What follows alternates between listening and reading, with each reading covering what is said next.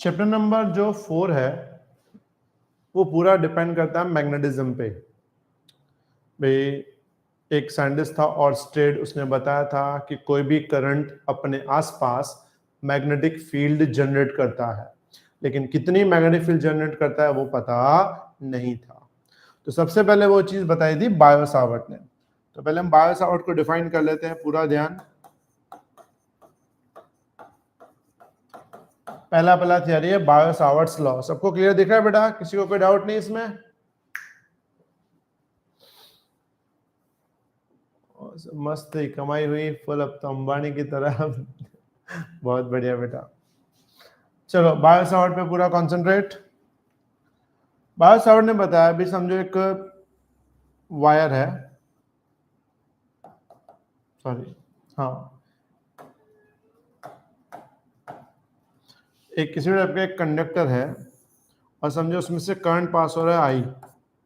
तो उसने बताया इस कंडक्टर का डीएल डिस्टेंस, कितना डिस्टेंस? डीएल डिस्टेंस से, मतलब डीएल का पार्ट से आर डिस्टेंस पे अगर हमें मैग्नेटिक फील्ड फाइंड करनी हो, मतलब वायर में से करंट पास हो रहा है और वायर का छोटा सा पार्ट डीएल, उसे आर डिस्टेंस पे अगर मैग्नेटिक फील्ड फाइंड करनी हो तो उसकी फॉर्मूला दी गई B इज इक्वल टू, वैसे B नहीं dB, dB इसीलिए क्योंकि हम छोटा सा पार्ट ले रहे हैं। तो dB is equal to formula दी गई mu naught I dl cross r का unit vector upon 4 pi upon में r स्क्वायर। क्या क्वेश्चन दी गई? dB is equal to mu naught by 4 pi I dl cross r का unit vector upon r square.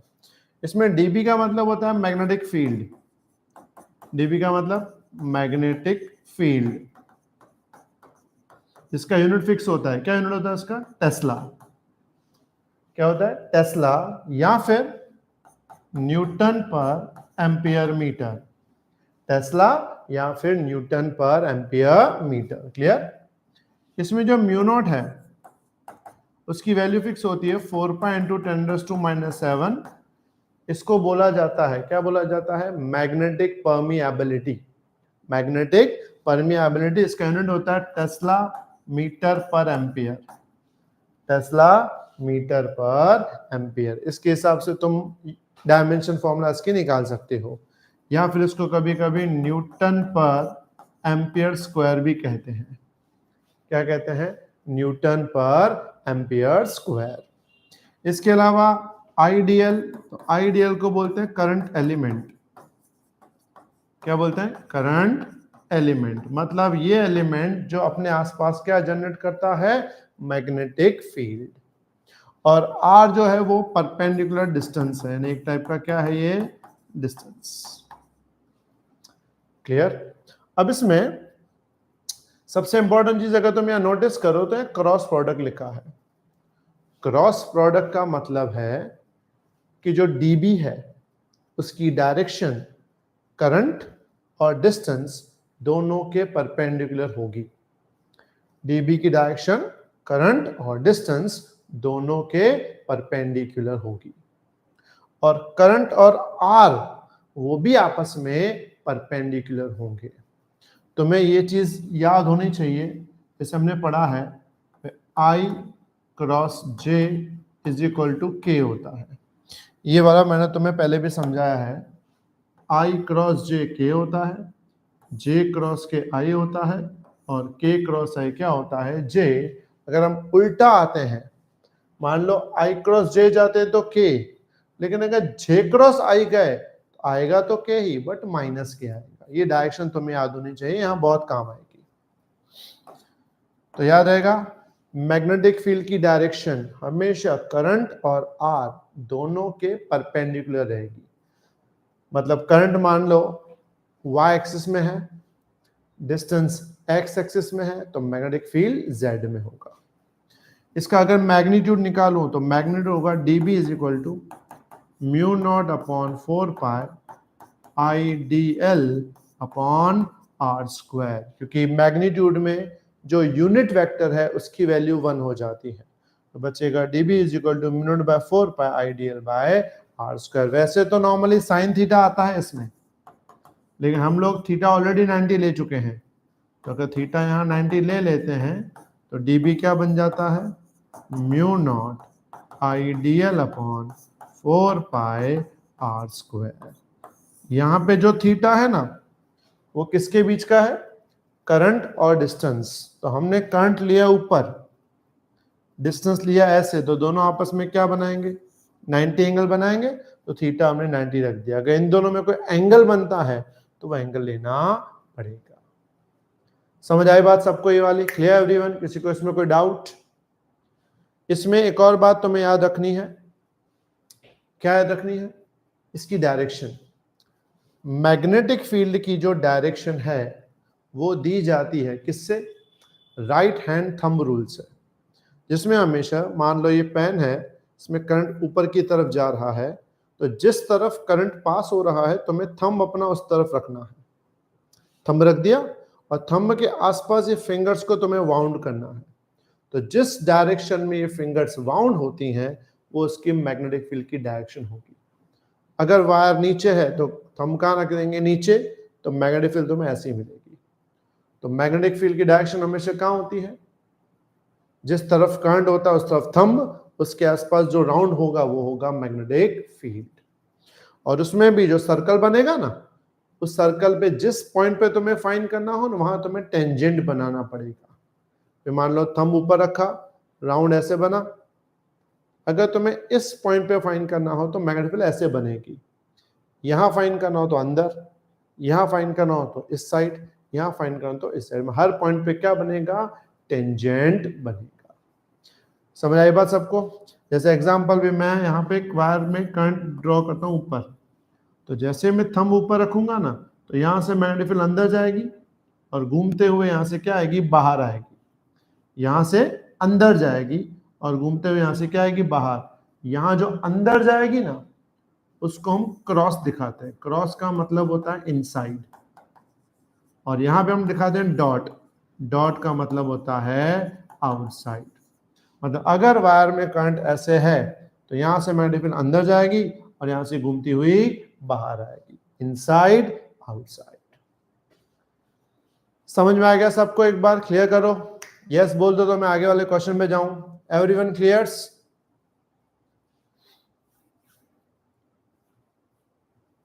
तो मैं आगे वाले टॉपिक पे बढ़ूं। ओके बेटा, गुड। तो ये था अपना कौन सा लॉ, बायो-सावर्ट लॉ। अब बायो-सावर्ट लॉ पे डिपेंड होता है एक लॉ जिसको मतलब लॉ मतलब इसकी एप्लीकेशन है, मैग्नेटिक फील्ड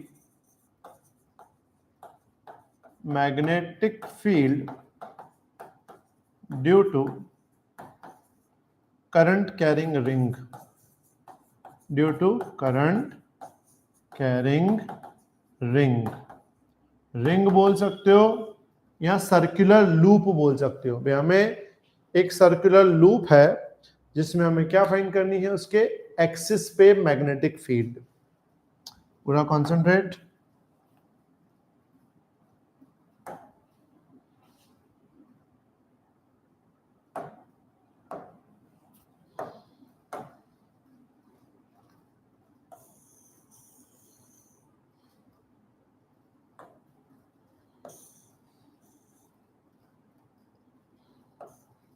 पूरा ध्यान।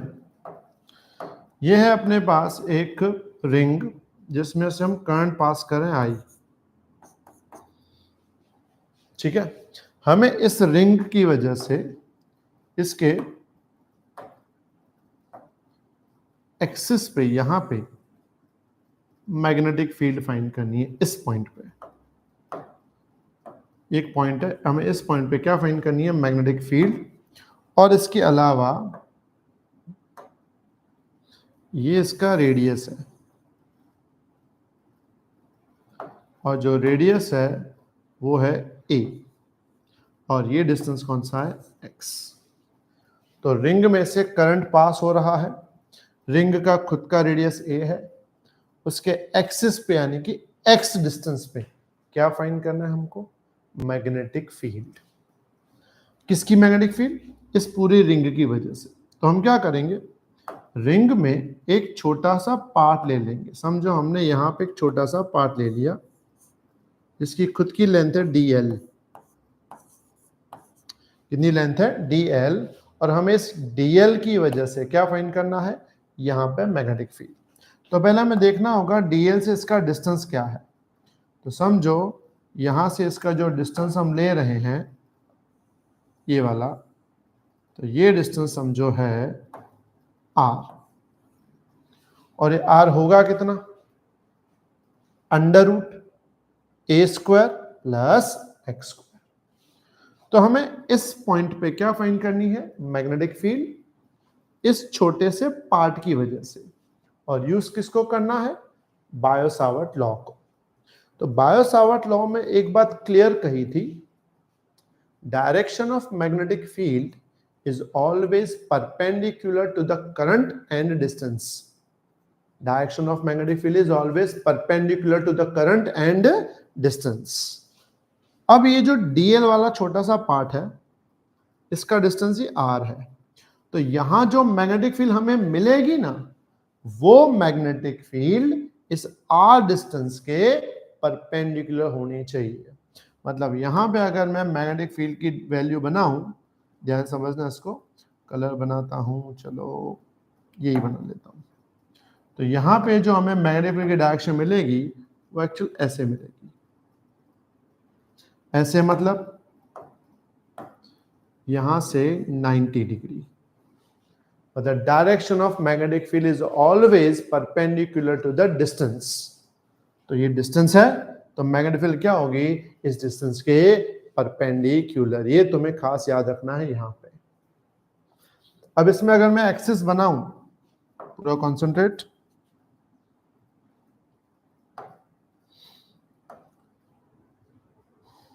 ये मैं एक्सिस बना रहा हूं।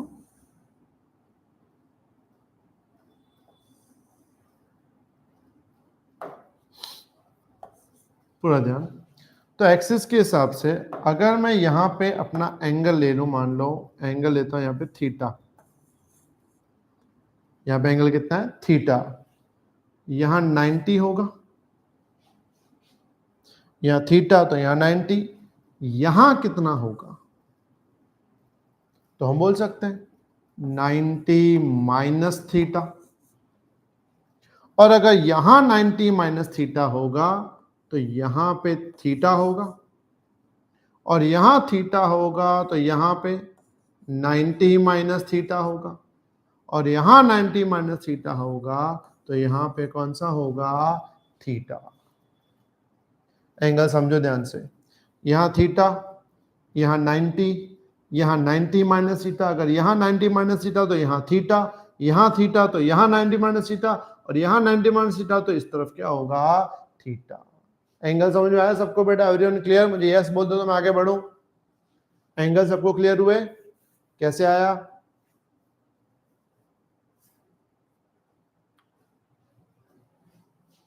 गुड, ठीक है।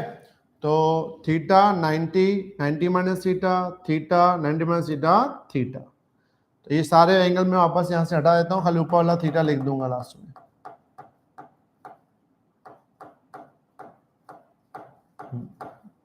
ठीक है।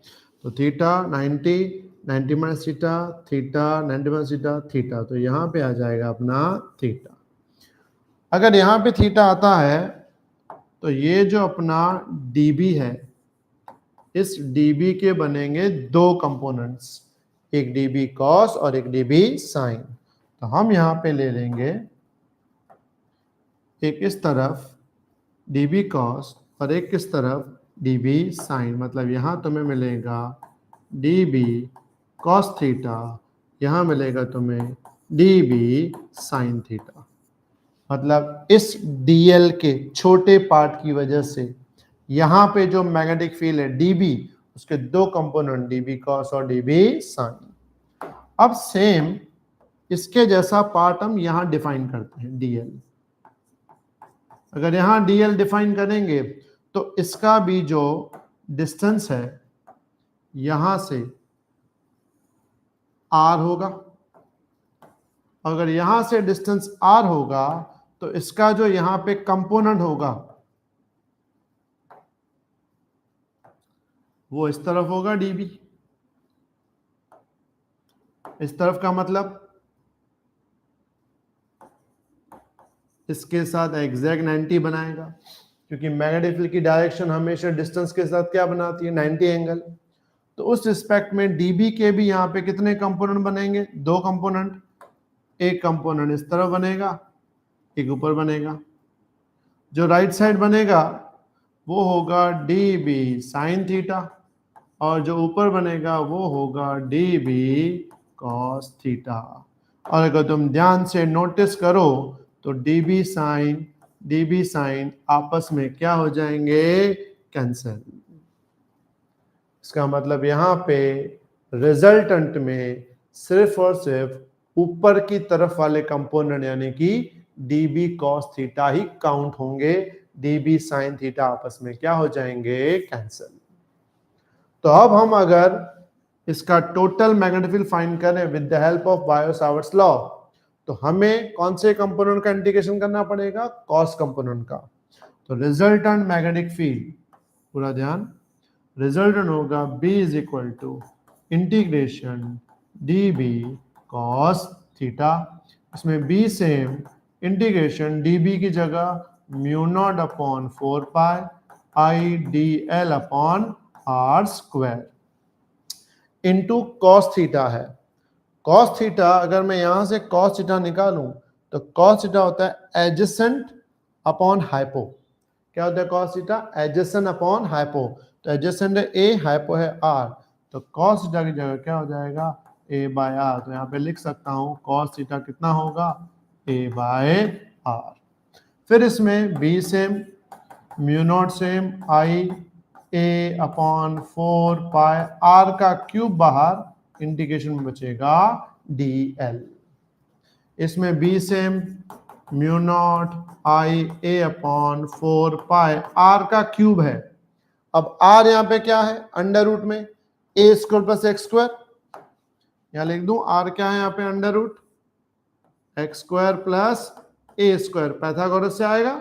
यहां इसका क्यूब है, क्यूब है तो क्या लिखेंगे R की जगह, x square plus A square का 3/2 लिखेंगे। क्यों लिखेंगे 3/2, क्योंकि क्यूब है और यहाँ रूट है, रूट मतलब 1/2, क्यूब मतलब 3, तो हो जाएगा 3/2। इसके अलावा dl का इंटीग्रेशन, dl रिंग का एक छोटा सा पार्ट है, तो रिंग का पूरा इंटीग्रेशन करेंगे ना तो वो पूरा इसका सरकमफेरेंस बनेगा, और सरकमफेरेंस रिंग का हो जाएगा 2 पाई a। तो फॉर्मूला बन जाएगी B is equal to mu naught I pi pi cancel, ऊपर 2 है नीचे 4 है तो 2 की डबल लग जाएगी, ऊपर बचेगा a square upon 2 x square plus a square का कितना पावर, 3/2 पावर। उसके बाद हम सिंपल वही करेंगे, क्या करेंगे, स्पेशल केस लेंगे। क्या होगा स्पेशल केस में, पहला case, if x is much greater than a, समझो x a से बहुत बड़ा है, अगर x a से बहुत बड़ा है तो a को क्या कर देंगे, नेग्लेक्ट, तो उस वक्त b क्या बन जाएगा, mu naught I a square upon 2 x का क्यूब बन जाएगा। क्या बन जाएगा, x का क्यूब, क्योंकि a तो निकल गया, x स्क्वायर का 3/2 करोगे तो 2 कैंसिल।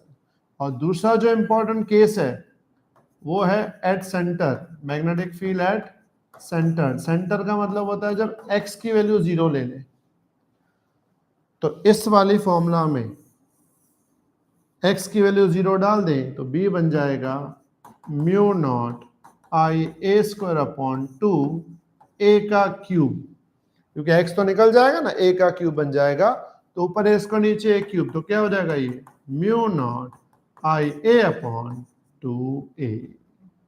तो ये बन गया magnetic field at centre of ring, magnetic field at centre of ring. इसमें n टर्न्स इन्वॉल्व हो तो आएगा mu naught Ni upon 2a। Clear everyone. तो ये थी चैप्टर 1 और 4 की बड़ी थियरी, 4 मार्क में नॉर्मली आती है, magnetic field due to circular ring, circular wire या सर्कुलर लूप। अच्छे से देख लो, डाउट हो तो पूछो, नहीं तो फिर मैं आगे बढ़ूं। सबको क्लियर दिख रहा है ना एकदम?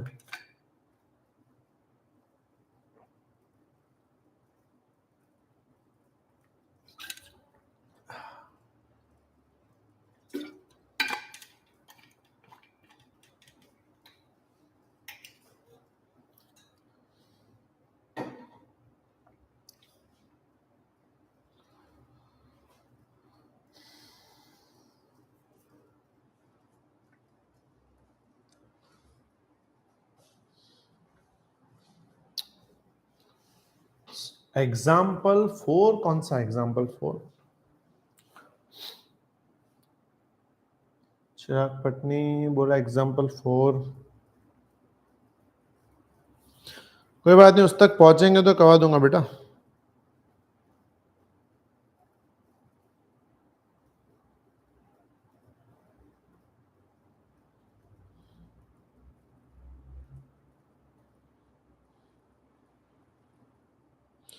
फोर तो है इनका, 3 के बाद सीधा 5 आ रहा है।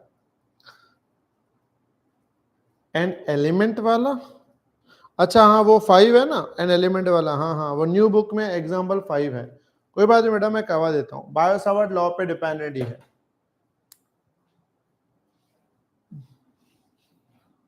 चलो भाई ये वाला मैं टॉपिक क्लियर करता हूँ, ठीक है? सबका हो गया ना? जेंची सर पूरा चैप्टर 4 करवाओगे? जितना पॉसिबल होगा करवा देते हैं। चिराग, जो तू बोल रहा है ना एग्जाम्पल 4 या 5 जो भी तू बोल रहा है एलिमेंट वाला, उसमें सीधी सीधी ये फॉर्मूला लगा देना, dB is equal to mu naught I dl upon 4 pi R square. इसमें तुम्हें म्यू नॉट पता है 4 पाई इंटू 10⁻⁷, और मैं अगर क्वेश्चन में देख पा रहा हूँ ना तो इसमें क्या क्या दिया हुआ है मैं बता देता हूँ। एक तो म्यू नॉट फिक्स है 4 पाई 10⁻⁷, इसके अलावा करंट तुम्हें दिया हुआ है 10 एम्पियर, जो डीएल है वो छोटा एलिमेंट दिया है 1 सेंटीमीटर, 1 सेंटीमीटर मतलब 0.01 मीटर, और साथ में डिस्टेंस दिया है तुमको 0.5 मीटर। ये तीनों चीजें दी हुई है, वैल्यू डाल दो तुम्हारा आंसर आ जाएगा। क्लियर? और करंट जो है वो एक्स एक्सिस में है, और पॉइंट जो है आर वो वाई एक्सिस में है, तो आई क्रॉस जे करते हैं ना तो आंसर आता है के, मतलब मैग्नेटिक फील्ड की डायरेक्शन कौन सी होगी? के होगी। बस वैल्यू डाल दो, मेरे ख्याल से तेरा आंसर आ जाएगा। क्लियर? पता चला चिराग बेटा? कंफर्म?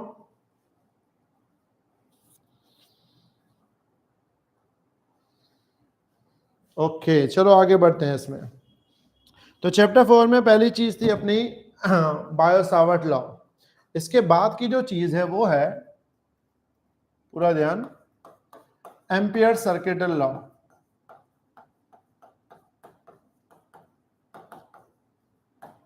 एम्पियर सर्किटल ने क्या कहा, अगर किसी वायर में से करंट पास हो रहा हो और उसके आसपास में एक लूप बना लूं, क्लोज लूप, क्या बना लूं?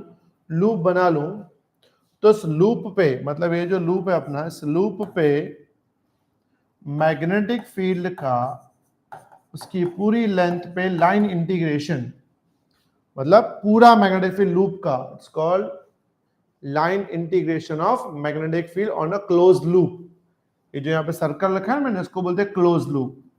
वो इक्वल होता है किसके? इक्वल होता है एक प्रोडक्ट के। कौन सा product? Mu naught into sigma I. क्या होता है product? Mu naught into sigma I, जिसमें म्यू नॉट की वैल्यू क्या होती है? 4 पाई इंटू 10⁻⁷, और सिग्मा आई क्या है? वो करंट जो इस लूप के अंदर से पास होता हो।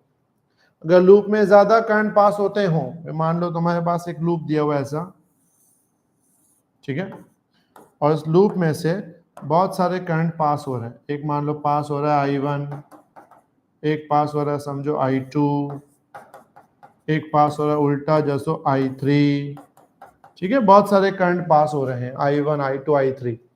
तो हम इसमें लिखेंगे integration B dot DL is equal to क्या लिखेंगे? Mu naught total current, total current तीनों का एडिशन होगा, तो हम लिखेंगे I1 plus I2 minus I3। ध्यान से देखो मैंने I3 को नीचे ड्रॉ किया है, तो नीचे वाली डायरेक्शन को क्या ले लेंगे, माइनस। लेकिन ध्यान रहे लूप की डायरेक्शन यही होनी चाहिए, ऐसी। इसको बोलते हैं हम लोग कौन सा लूप, एंटी क्लॉकवाइज लूप। ऐसे करके लूप ऐसा है, ऐसा लूप है, तो ये बाहर वाला जो होगा ना वो प्लस में, जो अंदर जा रहा होगा वो माइनस में। अगर लूप ऐसा बनाया हुआ हो, ध्यान से देखो, समझो लूप ऐसा बनाया हुआ है, इसमें करंट जो है ना वो तुम्हें ऐसे दी हुई है, मतलब ऐसा लूप क्लॉकवाइज, और क्लॉकवाइज में समझो हमने करंट डाले हैं ऐसे वाले,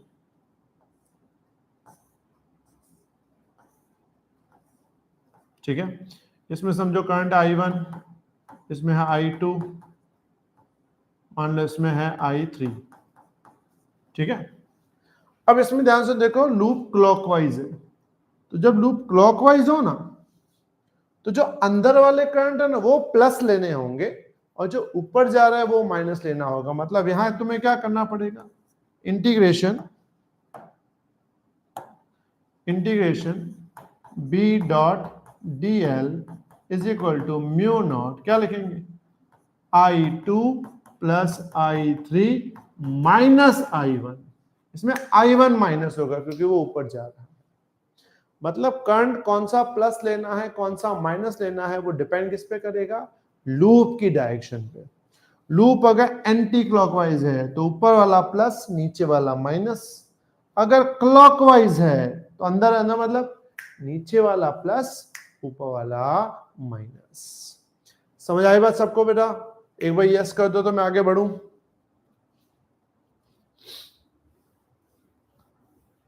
बस इसमें डायरेक्शन का ही खेल है। बहुत बढ़िया। वैसे आज संडे है, कोई मूवी का प्लान तो नहीं रात को तुम्हें, घूमने का प्लान, होटल में खाने का प्लान? घूमने का प्लान ना हो तो क्या मैं शाम को एक और लेक्चर अरेंज करूं डीपीपी के लिए, क्योंकि अपनी डीपीपी बाकी है चैप्टर 4 की। If you are ready then we go through it.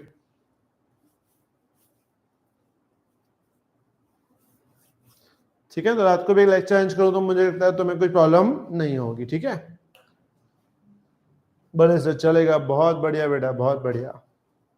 अरे वाह, क्या बात है। Ready, good good good. चलो, ये तो हुआ अपना एम्पियर सर्किटल लॉ। फिर एम्पियर सर्किटल लॉ पे डिपेंड एक थियोरी है, magnetic field due to wire. Wire का मैग्नेटिक फील्ड, लेकिन एक्चुअल में वो थियोरी नहीं है, वो एक एग्जाम्पल है। 4 मार्क में आता है टेक्स्ट बुक में, एग्जाम्पल नंबर 7 या 8, शायद ओल्ड बुक में 8 है और न्यू बुक में 7 है। एक बार खाली क्वेश्चन रीड कर लो अपने टेक्स्ट बुक में, भी किस टाइप का क्वेश्चन है तो तुम्हें आइडिया आ जाएगा कैसा है। या तो मेरे पास अगर बुक है तो मैं तुम्हें दिखा देता हूं उसमें किस टाइप का क्वेश्चन आ सकता है।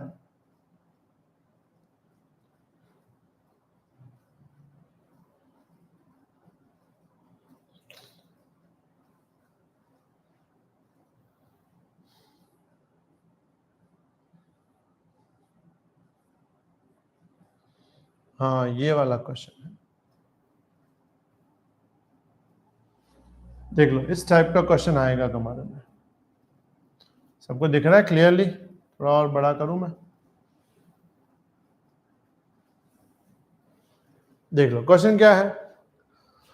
Figure shows a long straight wire of circular cross section radius A carrying steady current I. current flow हो रहा है I इसमें। The current I is uniformly distributed across this cross section. Calculate the magnetic field in the region R less than A, R greater than है। एक wire है, wire का खुद का रेडियस कितना है A, और हमें इस वायर में से करंट I पास हो रहा है। तो बोला इसका मैग्नेटिक फील्ड फाइंड करो दो जगह, एक इनसाइड द वायर, मतलब ऐसा डिस्टेंस जो रेडियस से छोटा हो, और एक आउटसाइड द वायर। और हमको यूज इसमें किसका करना है, तो हमको इसमें यूज करना है एम्पियर सर्किटल लॉ। किसका यूज करना है? एम्पियर सर्किटल लॉ का। समझ आई बात? ये क्वेश्चन में किसी को डाउट बेटा? बढ़ू आगे? क्वेश्चन में डाउट नहीं है तो मैं इसको खाली क्लोज करता हूं, ठीक है। अब क्वेश्चन कैसे किस टाइप का दिया है पहले बेसिकली समझते हैं। अपने पास एक कंडक्टर है, ये कंडक्टर मान लो अपने पास, ठीक है।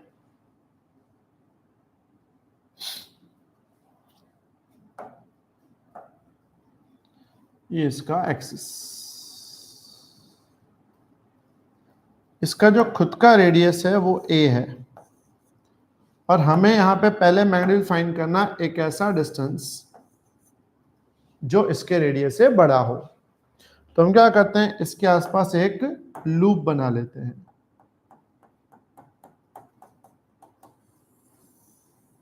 ठीक है, इस टाइप का लूप बना लेते हैं, और इसमें से पास हो रहा है करंट I पूरी वायर में से। ठीक है, तो हमें पहले इस बाहर वाले डिस्टेंस पे मैग्नीट्यूड फाइंड करना है, और यूज किसका करेंगे, एम्पियर सर्किटल लॉ। क्या है Ampere circuital law, integration B dot dl is equal to mu naught sigma I, इसमें B बाहर, इंटीग्रेशन किसका बचेगा, dl का, म्यू नॉट जो सिग्मा I है वो टोटल करंट है, टोटल करंट इसका कितना है I, dl लेंथ है, तो सर्कल की लेंथ बताएं तो वो होगी 2 pi r mu naught I, तो B क्या बन जाएगा, mu naught I by 2 pi r। मतलब कि वायर में जो आउटसाइड है, मतलब वायर का खुद का रेडियस a है, उसके आउटसाइड r डिस्टेंस पे कितना मैग्नेटिक फील्ड होगा, तो वो होगा mu naught I upon 2 pi r। Clear. फिर हमें जो दूसरा फाइंड करना है, ध्यान समझना,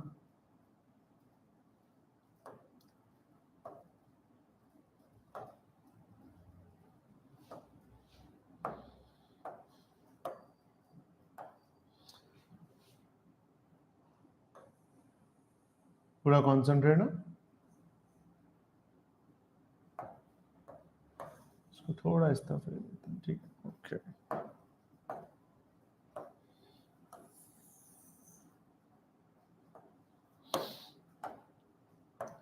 अब ये इसका एक्सिस है, इसका रेडियस कितना है a। अब हमें जो डिस्टेंस लेना है वो इतना लेना है r, जो r इसके रेडियस से क्या हो, छोटा। पहले बाहर वाला था, अब इनसाइड वाला। तो हमें इसके आसपास भी क्या बनाना पड़ेगा, एक लूप बनाना पड़ेगा। ठीक है, लेकिन इस लूप में एक बात इंपॉर्टेंट है कि पूरा करंट पास नहीं होगा, क्योंकि पूरे वायर में से करंट I पास हो रहा है। तो इतने पोर्शन में कितना होगा, तो पहले हमको फाइंड करना पड़ेगा करंट कितना। वो कैसे करते हैं, तो हमें पता है पूरा एरिया जो है इसका पाई a स्क्वायर है, पूरा एरिया, और पाई a स्क्वायर पे कितना करंट है I। तो अब ये जो छोटा लूप है इसका एरिया है पाई r स्क्वायर, इस पे कितना करंट होगा, तो लिखेंगे I dash is equal to I into pi r square upon pi a square, यानी वो क्रॉस मल्टीप्लाई किया, पाई पाई कैंसिल, तो I डैश क्या बन जाएगा, I into R square by A square. ये I डैश मिल गया हमको। I डैश कौन सा करंट है जो इतने लूप में से पास हो रहा है। फिर हम इसका मैग्नेटिक फील्ड निकालेंगे, मतलब अब निकालेंगे Ampere circuital law, integration B dot dl is equal to mu naught sigma I, B बाहर, integration dl, mu naught sigma I की जगह हम I डैश लिखेंगे अब, क्योंकि पूरा करंट नहीं है, I डैश है। B सेम, dl की जगह 2 pi r, mu naught same, I dash की जगह ये वैल्यू डालेंगे I r square upon a square. तो उसमें देखो एक r तो कैंसिल हो जाएगा, बचेगा क्या हमको, B इज इक्वल टू बचेगा mu naught I r upon 2 pi a square. Clear.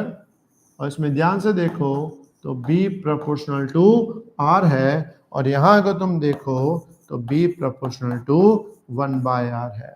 मतलब वायर के आउटसाइड B R के इनवर्सली प्रोपोर्शनल है, इनसाइड B R के डायरेक्टली प्रोपोर्शनल है। इसका अगर हम ग्राफ बनाएं तो ग्राफ कुछ ऐसा बनता है, पहले इंक्रीजिंग, उसके बाद डिक्रीजिंग, मतलब ये आर लेस देन ए और ये आर ग्रेटर देन ए। तो पहले बी प्रोपोर्शनल टू आर है इनसाइड में, आउटसाइड में बी प्रोपोर्शनल टू 1/r। तो तुम्हें एक ग्राफ ड्रॉ करना भी कंपलसरी है। अच्छे से देख लो एक एक पॉइंट, एक एक इंपॉर्टेंट। कुछ डाउट हो तो पहले क्लियर करो। 4 मार्क में आता है ये भी, एक एज ए एग्जाम्पल है।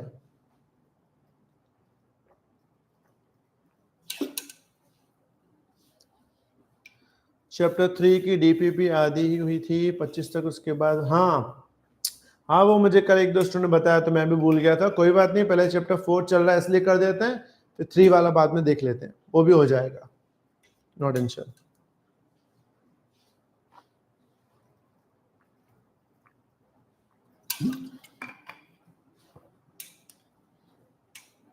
अच्छे से देख लो पहले पूरी थियोरी कंप्लीटली। डाउट हो तो बोलो, नहीं हो तो फिर क्लियर करके लिखो, ये नो डाउट करके लिखो तो मैं आगे बढ़ूं।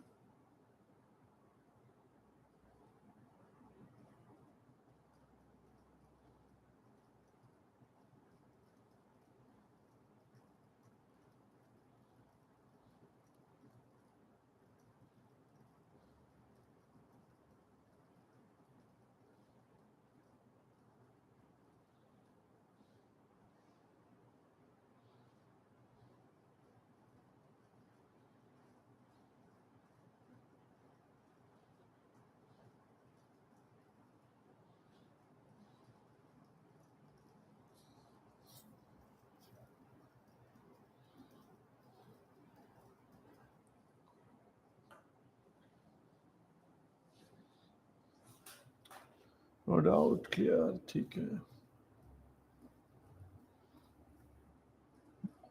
नहीं, बच्चों के डाउट चलते हैं ना, उनके क्लियर कर रहा हूं, मैम को नहीं।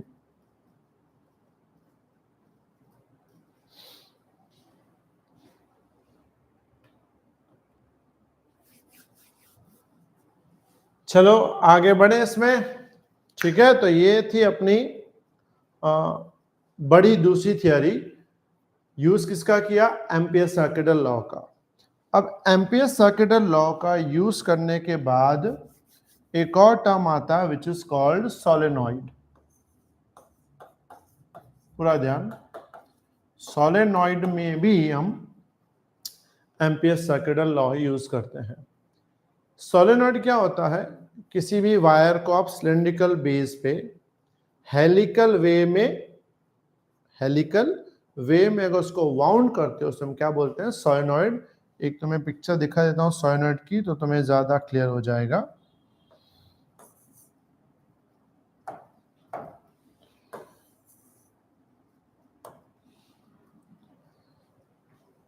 देखते हैं कोई पिक्चर किस टाइप की आती है।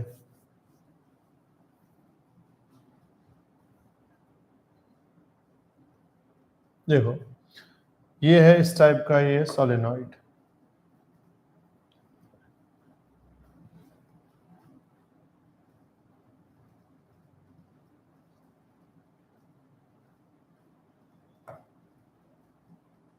देख लो ये है अपना सोलेनॉइड। भाई हमने क्या किया? सिलेंडर बेस पे उसको वाउंड किया है, और जब हम इसमें से करंट पास करेंगे तो करंट इसके अंदर क्या जनरेट करेगा? मैग्नेटिक फील्ड जनरेट करेगा। इस चीज को हम क्या बोलते हैं? सोलेनॉइड। ये हर जगह जहां भी मोटर, जनरेटर, ये चीजें यूज होती हैं वहां इसका होना कंपलसरी है। इसके बिना वो चीजें काम नहीं करती। तो जनरेटर हुआ, तुम्हारे घर में जो फैन घूम रहा है ऊपर, तो फैन के अंदर भी मोटर ही है, तो उस मोटर में भी किसका यूज होता है? सोलेनॉइड का। और अंदर से देखो बीच में से होलो है, इसकी अगर कैपेसिटी बढ़ानी है तो इस होलो के अंदर, इस पोर्शन के अंदर आयरन का मटेरियल डाल देते हैं, क्योंकि आयरन है ना हाईली मैग्नेटिक मटेरियल है, जिसको हम फेरो मैग्नेटिक मटेरियल बोलते हैं, तो उसकी मैग्नेटिक फील्ड की कैपेसिटी और बढ़ा देता है। समझ आई बात सबको? आता क्लियर एवरीवन? किसी को डाउट इसमें? चलो आगे बढ़ते हैं। तो अभी हमें फाइंड करना है मैग्नेटिक फील्ड किसकी? सोलेनोइड की। अब सोलेनोइड की मैग्नेटिक फील्ड कैसे है ध्यान से समझते हैं, पूरा ध्यान, कॉन्सेंट्रेट।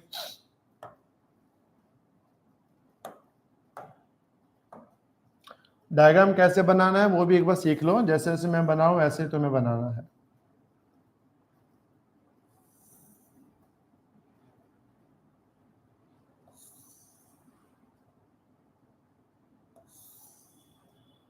ठीक है,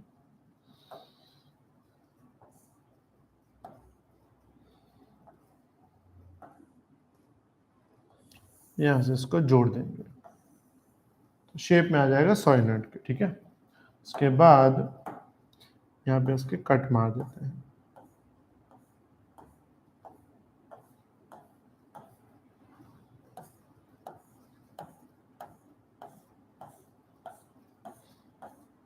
ठीक है, यहां बनाते हैं डॉट।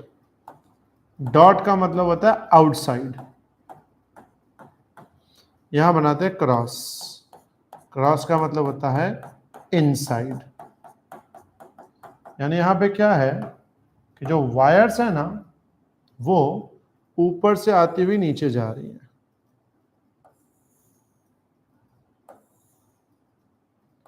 ऊपर से आती हुई कहां जा रही है? नीचे की तरफ। मतलब कैसे वाउंड है मैं तुम्हें क्लियरली फिर से समझा देता हूं। ये सारी वायर्स हैं और वायर्स में हमेशा क्या पास होता है? करंट। इन सब में से करंट पास हो रहा है। वायर कैसी है? सिलेंडर है, तो ऊपर से यानी सिलेंडर के ऊपर से वायर ऐसे जा रही है, नीचे घूमते हुए नीचे से वापस आ रही है, ऐसे टर्न हो रही है। वायर के आगे साइड से घूमते हुए फिर नीचे, यहां से बाहर आ रही है इसलिए मैंने डॉट लगाया है। डॉट मतलब यहां से करंट्स की लाइंस बाहर आ रही है, नीचे आके फिर अंदर जा रही है, अंदर जा रही है, इनसाइड। तो आउटसाइड स्ट्रेट, फिर वापस क्या आ रही है? इनसाइड। अब ऐसे जो मैग्नेटिक फील्ड घूम रही है, ठीक है, तो थंब किस तरफ आया मेरा? देखो राइट साइड आया, तो यहां पे जो मैग्नेटिक फील्ड जनरेट होगा वो किस तरफ होगा? राइट की तरफ। ऐसे करके सीधा राइट साइड। यानी यहां पे अगर मैं मैग्नेटिक फील्ड डिफाइन करूं तो ये बनेगी मैग्नेटिक फील्ड की लाइंस, यानी इसमें यूनिफॉर्म मैग्नेटिक फील्ड जनरेट होता है। क्लियर? अब हमें फाइंड करना है ये मैग्नेटिक फील्ड है कितना। तो मैग्नेटिक फील्ड कितना है वो फाइंड करने के लिए हम यूज करेंगे एम्पियर सर्किटल लॉ को। अब हम बनाते हैं इसका एम्पियर सर्किटल लॉ, पूरा ध्यान।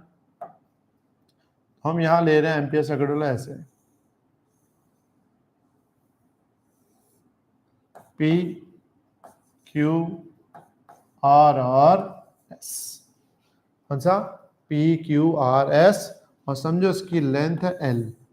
कितनी लेंथ है? L। और ये लूप जो है वो इस टाइप है, P से Q, Q से R, R से S, S से P। कितने पार्ट है इसके? 4 पार्ट। अब 4 पार्ट जो है तो हमें यूज करना है Ampere circuital law. Ampere circuital law की बेसिक फॉर्मूला थी integration B dot dl is equal to mu naught sigma I. तो हम पहले सिर्फ लेफ्ट वाले पोर्शन पे ध्यान देते हैं। कौन सा? Integration B dot dl। अब इंटीग्रेशन B डॉट dl में इस लूप में 4 पार्ट आएंगे, P Q, Q R, R S, S P. P Q, Q R, R S, S P.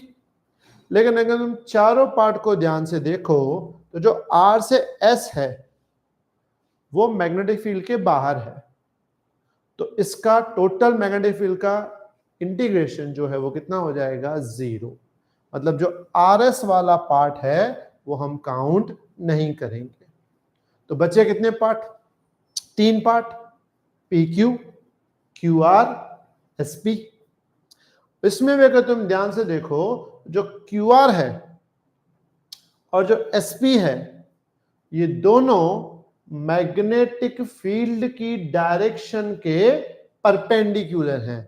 मतलब यहां पे एंगल बन रहा है 90। तो यहां पे ना डॉट प्रोडक्ट आता है, देखो डॉट, डॉट का मतलब होता है कॉस थीटा। अगर थीटा 90 ले लिया, कॉस 90 की वैल्यू कितनी होती है? 0। इसका मतलब QR पार्ट और SP पार्ट ये दोनों भी काउंटेड नहीं होंगे। मतलब इन 4 पार्ट में से RS इसलिए काउंट नहीं होगा क्योंकि वो मैग्नेटिक फील्ड के बाहर है। बाकी जो दो हैं QR और SP, ये दोनों मैग्नेटिक फील्ड के परपेंडिकुलर हैं। तो डॉट प्रोडक्ट में cos 90 होता है, तो वो भी कितना हो जाएगा? 0। तो सिर्फ काउंट कौन सा पार्ट होगा? PQ part. क्यों काउंट होगा PQ पार्ट? क्योंकि PQ पार्ट मैग्नेटिक फील्ड के पैरेलल है। मतलब जिस तरफ मैग्नेटिक फील्ड है उसी तरफ PQ पार्ट है। तो हम लिखेंगे इंटीग्रेशन में P से Q B डॉट DL। बाकी 3 पार्ट क्या हो जाएंगे? 0। सर कंप्लीट सर्किट में दिखाओ। क्या देखना है बेटा सरकास्टिक स्टूडेंट कंप्लीट सर्किट में? भाई बाकी सबको ये समझ में आया? चारों में से 3 पार्ट कैसे 0 हुए, 1 पार्ट कैसे बचा? कंप्लीट हो गया तो बचाओ, मैं आगे लिखूं। अच्छा, सोलेनॉइड कंप्लीट सर्किट में देखना, हाँ वो मैं दिखाता हूँ वीडियो में कैसे काम करता है। क्योंकि अभी तो हमने सिर्फ सोलेनॉइड पढ़ा है, फिर सोलेनॉइड विथ DC पढ़ेंगे, सोलेनॉइड विथ AC पढ़ेंगे, क्योंकि AC अभी तक हमने पढ़ा नहीं है, वो चैप्टर 7 में आएगा। तो अभी तो जस्ट क्या सोलेनॉइड क्या है, फिर सोलेनॉइड यूज कैसे होता है, फिर कहाँ कहाँ यूज होगा और क्या काम करता है वो। ठीक है भाई, ये वाला सबको क्लियर ना? ओके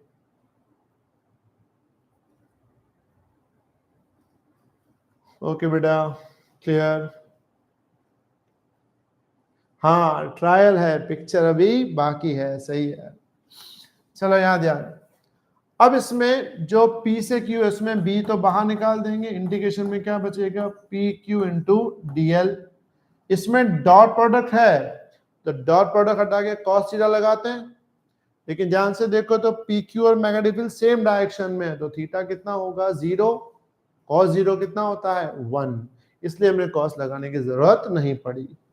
DL जो इसकी लेंथ है, तो P से Q की लेंथ हमने L ली है, तो ये क्या हो जाएगा? B into L। तो integration B dot DL is equal to क्या होगा? B into L। एक और बात, यहां जैसे मैंने बताया ना, ये तीनों चीजें 0 होती हैं। कौन सी? RS QR SP।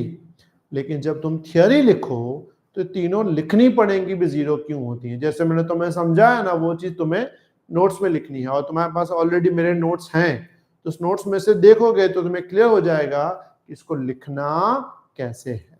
क्लियर? चलो यहां ध्यान, दूसरी बात। अब इसमें ये तो हुआ B डॉट DL।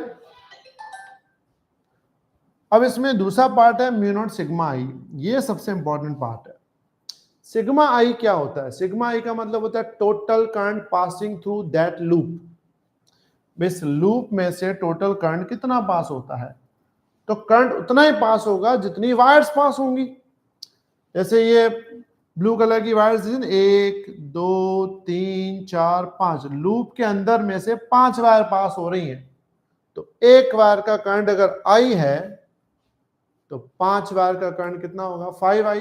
10 वायर का करंट कितना होगा? 10i। तो हमको पहले ये फाइंड करना पड़ेगा कि लूप में से कितनी वायर्स पास हो रही हैं।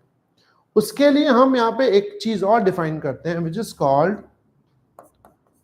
Number of turns per unit length. इसको बोलते हैं small n is equal to n/l। क्या बोलते हैं? Small n is equal to n/l। अब इसका क्या मतलब है? समझो इस पूरे सोलेनॉइड में, पूरे में 2000 टर्न्स है। कितने टर्न्स है? 2000, और इसकी लेंथ है मान लो 400 सेंटीमीटर। कितने टर्न्स है? 2000 टर्न्स है, लेंथ कितनी है? 400। तो ये एन ले लेंगे 2000, लेंथ कितनी है? 400, 2 0 कैंसिल, 20 बचा कितना आएगा? 5। तो यहां आएगा 5 टर्न्स पर सेंटीमीटर, यानी 1 सेंटीमीटर में कितने टर्न्स आएंगे? 5 टर्न्स। अब समझो लूप की लेंथ 7 सेंटीमीटर है, तो 1 सेंटीमीटर पे अगर 5 टर्न्स हैं तो 7 सेंटीमीटर पे 35 टर्न्स। अगर लूप की लेंथ 9 सेंटीमीटर हुई तो 9 5 जा 45 टर्न्स। लूप की लेंथ अगर 12 सेंटीमीटर हुई तो 12 इंटू 5 60 टर्न्स। तो इसके अंदर कितने टर्न्स हैं? तो मैं सिंपल इस n को इसकी लेंथ से क्या कर देना है? मल्टीप्लाई। मतलब अगर मुझे total current sigma I find करना है तो मैं क्या करूंगा? कैपिटल आई उसको मल्टीप्लाई करूंगा n इंटू एल से, जहां n होगा number of turns per unit length और l क्या होगा यहां पे? इस लूप की लेंथ। तो हमें यहां मिल जाएगा कितने नंबर ऑफ टर्न्स हैं। Clear everyone? सिग्मा आई कैसे आया? एन एल आई, जिसमें आई तो एक वायर का करंट है, एल लूप की लेंथ है और एन क्या है? Number of turns per unit length. फिर हम यूज करेंगे, क्या यूज करेंगे? Ampere circuit law, integration B dot D L is equal to mu naught sigma I. इसमें बी डॉट डी एल हमको मिल चुका है बी एल, म्यू नॉट नहीं पता, सिग्मा आई हमको मिल चुका है N L I, L L cancel, तो बी क्या बन जाएगा? Mu naught N I. तो magnetic field due to solenoid कितना होगा? B is equal to mu naught N I. समझ आई बात सबको? क्लियर? चलो आगे देखते हैं। यही बवाल नहीं करो यहाँ पे। एंड फाइव गुड बेटा, 60 वेरी गुड। 7 हेलो बेटा। हाँ बेटा बताओ क्या बात है? ईमा समथिंग। ओके बेटा 7। मैं अच्छे से देख लो, सोलेनॉइड भी 3 मार्क में आती है एज ए थियोरी। तो पहले ऐसे देख लो तो फिर मैं आगे बढ़ता हूं इसमें। गुड, सबका हो जाए फिर मैं आगे बढ़ूं।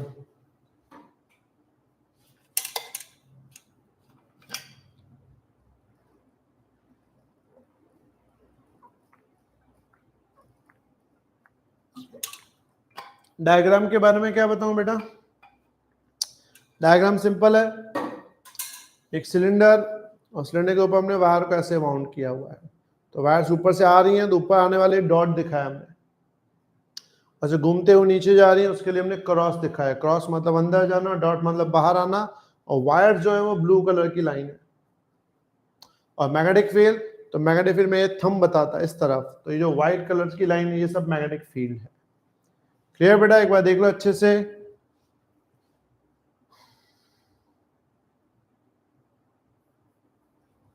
हाँ बेटा फिजिक्स के न्यूमेरिकल करवा दूंगा, इसके बाद धीमे धीमे उसमें भी आएंगे।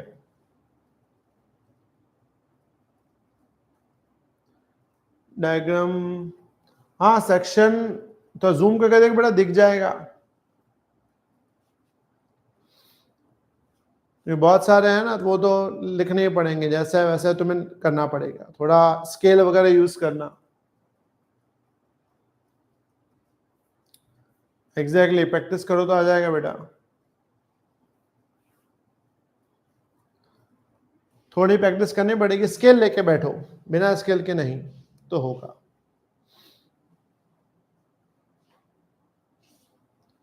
ठीक है, तो ये तो था अपना कौन सा? सोलेनॉइड। तो अपने कोर्स में 3 टाइप के मैग्नेटिक फील्ड आती हैं, एक रिंग की आती है, एक वायर की आती है, और एक देसी किसकी आती है? सोलेनॉइड की। अभी जो इसके बाद टॉपिक स्टार्ट होगा वो है इसके फोर्सेस, पूरा ध्यान।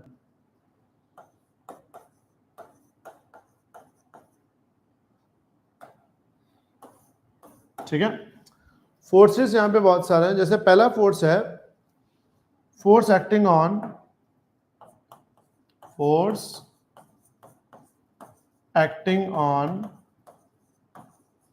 current carrying wire, force acting on current carrying wire in external magnetic field।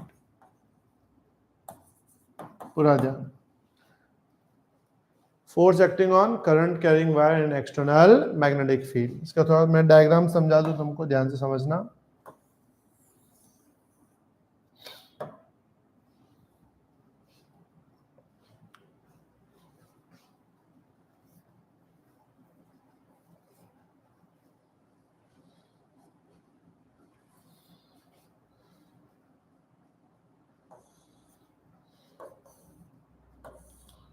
और डायरेक्शन में चलो ये देख लेते हैं।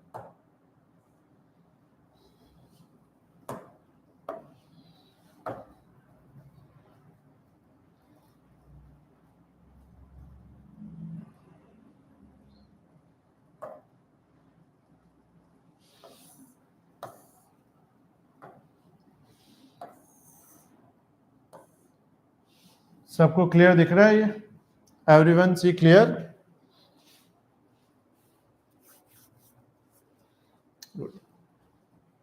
देखो इसमें ऐसा है, यहां लिखा है एन, यहां लिखा है एस, नॉर्थ साउथ यानी मैग्नेटिक फील्ड है।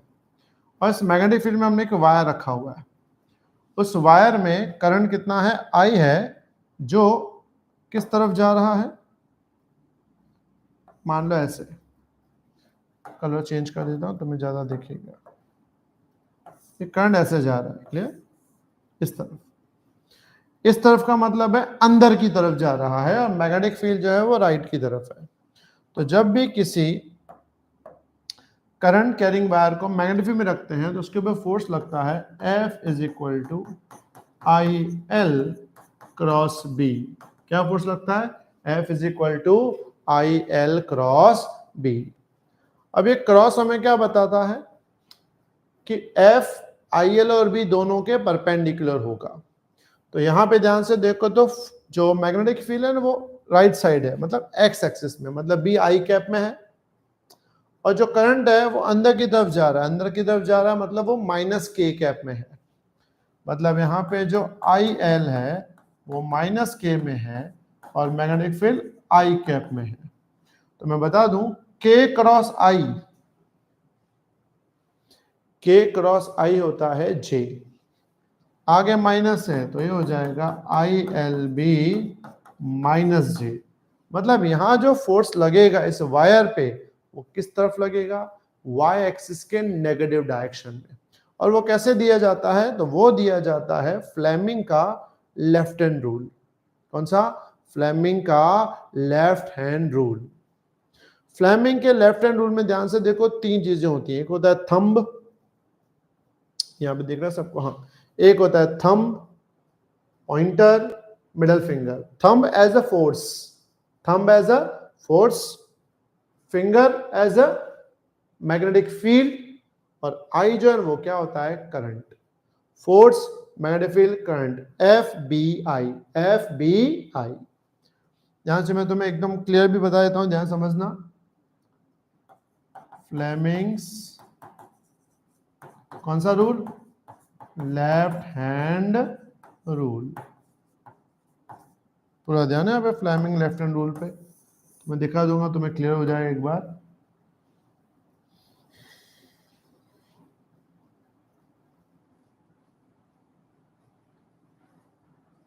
ये वाला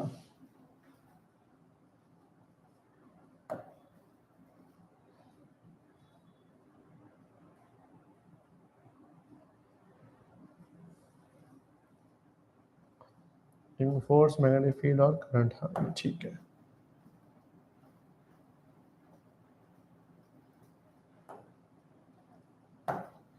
ठीक है, रूल देख लो एक बार। थंब यानी फोर्स, ये करंट यानी कौन सा होगा इसका, मैग्नेटिक फील्ड, और ये कौन सा है, करंट है। जैसे इसमें देखो, इसमें मैग्नेटिक फील्ड कैसे राइट साइड जा रही है ऐसे, तो ये थंब राइट साइड लेंगे ऐसे, सॉरी फिंगर ऐसे लेंगे, मैग्नेटिक फील्ड। करंट कहां जा रहा है? अंदर। अगर मैंने इसको ऐसे बाहर रखा है लेकिन करंट अंदर जा रहा है तो इसको ऐसे उल्टा कर देंगे अंदर की तरफ, थंब कहां खुलेगा? नीचे।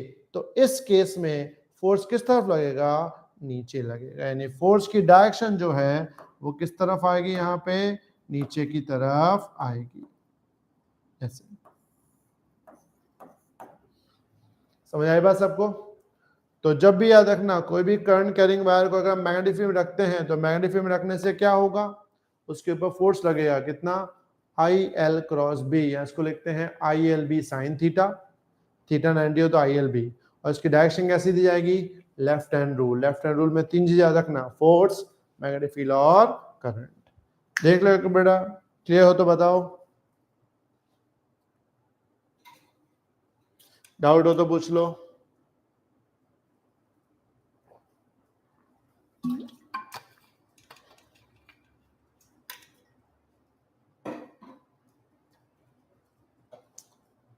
ये सर लेक्चर कब तक है? बस अभी 15 मिनट और करते हैं, थोड़ा बहुत फोर्सेस तक पहुंच जाए। 2 फोर्सेस है वो खत्म कर देते हैं। ओके, इजी है, वेरी गुड। चलो बढ़ते हैं आगे। ये तो था फोर्सेस, ठीक है। ये करंट कैरिंग वायर पे। दूसरा होता है force acting on moving charge. Force acting on कौन सा? Moving charge in magnetic field, in external magnetic field में अगर कोई चार्ज पार्टिकल मैग्नेटिक फील्ड में मूव करता है तो उस पर फोर्स लगता है कितना? तो याद रखना, it's F is equal to Q V cross B। F is equal to, इसको मैग्नेटिक फोर्स भी बोलते हैं, या इसको लिखेंगे FM is equal to Q V B sine theta. अगर थीटा 90 है तो FM क्या हो जाएगा? Q V B। तो किसी भी चार्ज पार्टिकल पे कितना फोर्स लगता है? Q V B। Current carrying wire पे ILB, इस पे कौन सा लगता है? QVB। इसमें एक और बात नोटिस करना, ये भी क्रॉस प्रोडक्ट है, यहां भी सेम रूल लग जाएगा। Force, magnetic field, velocity. इससे पहले वाले में एक करंट था, यहां पे क्या होगा? वेलोसिटी होगा। फोर्स, मैग्नेटिक फील्ड और वेलोसिटी। याद रहेगी बात सबको? Clear everyone? दूसरी बात, ये तो सिर्फ मैग्नेटिक फोर्स था। चार्ज पार्टिकल पे इलेक्ट्रिक फोर्स भी लगता है, चैप्टर 1 में हमने पढ़ा है, F is equal to QE। अगर चार्ज पार्टिकल को इलेक्ट्रिक फील्ड, मैग्नेटिक फील्ड दोनों में डाल दिया जाए तो उसके ऊपर टोटल फोर्स लगेगा FE प्लस FB, जहां E मतलब इलेक्ट्रिक, इलेक्ट्रिक था QE, वेक्टर दे देते हैं सब पे, और मैग्नेटिक था QV cross B। Q common, तो क्या बन जाएगा? ये E plus V cross B। तो फोर्स लगेगा F is equal to Q E plus V cross B। याद है कि सबको बात इतनी क्लियर एवरीवन? दूसरी बात, इसमें अगर ये जो फोर्स F मिला ना, इस फोर्स को नाम दिया जाता है लॉरेंट्ज फोर्स। मतलब जब दोनों फोर्स लग रहे हो, इलेक्ट्रिक भी और मैग्नेटिक भी, तो क्या बोलेंगे? Laurent force. अगर लॉरेंट फोर्स 0 है, लॉरेंट फोर्स 0 कब होता है? जब इलेक्ट्रिक फोर्स और मैग्नेटिक फोर्स एक दूसरे के इक्वल और अगेंस्ट हो जाएं, इक्वल और अगेंस्ट हो जाएं तो लॉरेंट फोर्स क्या हो जाएगा? 0। मतलब दोनों का मैग्नीट्यूड सेम होगा, FE is equal to FB। FE होता है QE, FB होता है QVB। Q Q कैंसल, तो E by B is equal to क्या मिलेगा? V। इस V की फॉर्मूला को बोलते हैं वेलोसिटी सिलेक्टर। क्या बोलते हैं इसको? Velocity selector. तो जब दोनों फोर्स लग रहे हो और टोटल फोर्स 0 हो, उस वक्त वेलोसिटी कितनी होती है? E by B। देख लो अच्छे से एक बार कंप्लीटली, मैं जब तक एक बार कमेंट पढ़ लूं क्या है। Sir why left hand only, why not right one? Right one use होता है लेकिन वो आएगा चैप्टर 7 के बाद, वो उल्टे फिनोमिनन में। मैग्नेटिक फील्ड से फोर्स वहां पे उल्टा, भाई अगर हम मैकेनिकल एनर्जी देख के जब करंट जनरेट करेंगे तब आएगा, तो वो भी आएगा, राइट भी आएगा।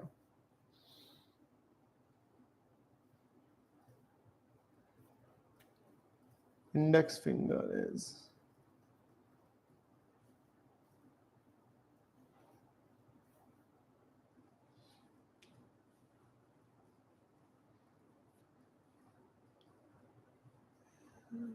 गुड बेटा, अच्छे से देख लो एक बार। इंडेक्स फिंगर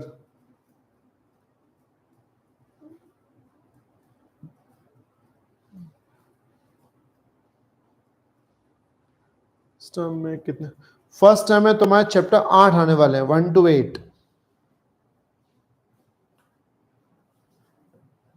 ठीक है, चलो अब इसमें आगे बढ़ते हैं।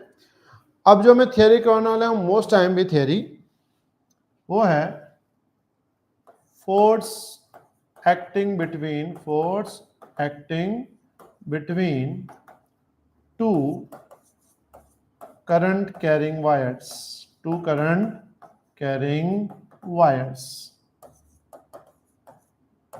टू पैरेलल ना, बीच में एक वर्ड भी आएगा, कौन सा, पैरेलल। भाई दो वायर्स आपस में पैरेलल हैं, उनके बीच में करंट, मतलब दोनों में करंट पास हो रहा है, तो उनका एक दूसरे पे क्या फाइंड करना होता है, फोर्स। पूरा कॉन्सेंट्रेट।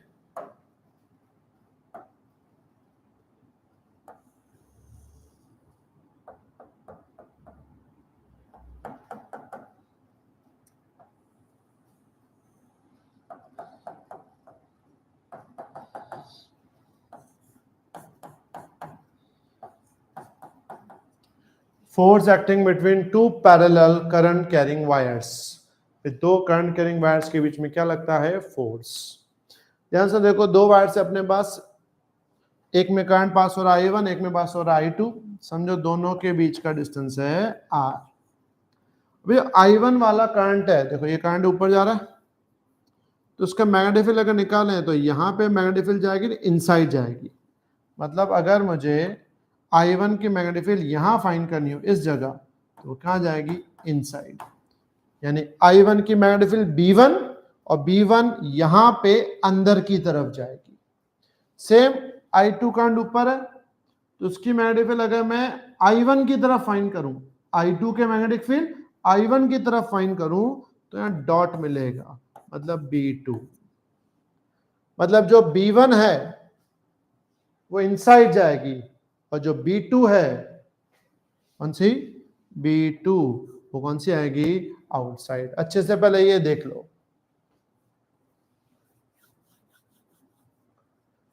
डायरेक्शन समझ में आई मैग्नेटिक फील्ड की। I1 की मैग्नेटिक फील्ड इस पे अंदर जाएगी, I2 की मैग्नेटिक फील्ड यहां पे बाहर की तरफ आएगी। 11th का बेटा 5 बजे के बाद होगा, ये क्लियर। अब इसमें ध्यान से समझो, I1 का मैग्नेटिक फील्ड B1 I2 को मिलेगा, I2 का मैग्नेटिक फील्ड B2 I1 को मिलेगा।